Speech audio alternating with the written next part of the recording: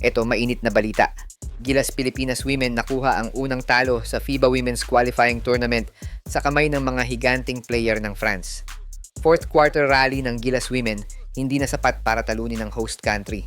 Tara panoorin natin ang buong highlights ng game.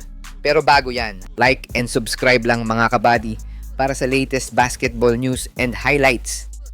Sa mga gusto pala manood ng laban ng Gilas sa FIBA World Cup qualifiers nang walang delay at free for life, magbibigay po kami ng free live streaming link. All you have to do is i-like lang po ang aming Facebook at YouTube channel para mabigyan po kayo ng unlimited access sa mga sports games sa buong mundo. Hindi na nagawang makadikit pa ng ating Gilas Women matapos i-deploy ng France ang kanilang mga higanting players kontra sa ating pambato ng Gilas Women. First quarter pa lang ay natambakan na ang Gilas Women pero ipinakita pa rin ng ating mga players ang puso kahit na sobrang dehado tayo sa height.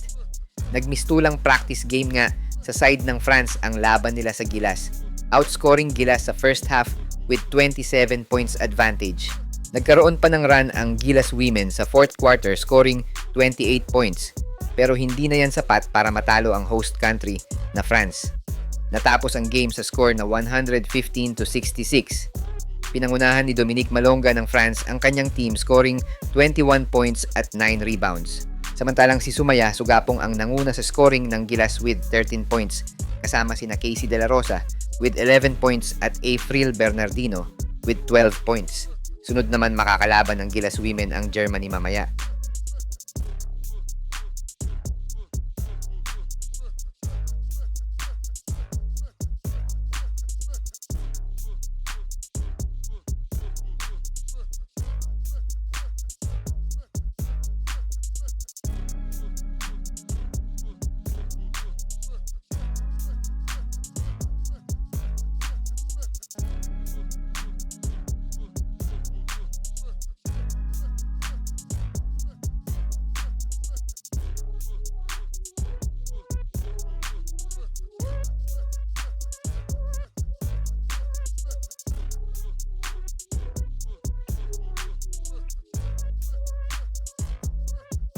Siya nga pala mga idol, sa mga naghahanap ng legit na Gilas jerseys at iba pang paraphernalia ng Gilas, pwede mong i-click yung product link sa gilid ng aking mga video at makikita mo na sa kanan ang lahat ng legit stores na nagbebenta ng mga high quality merch ng Gilas.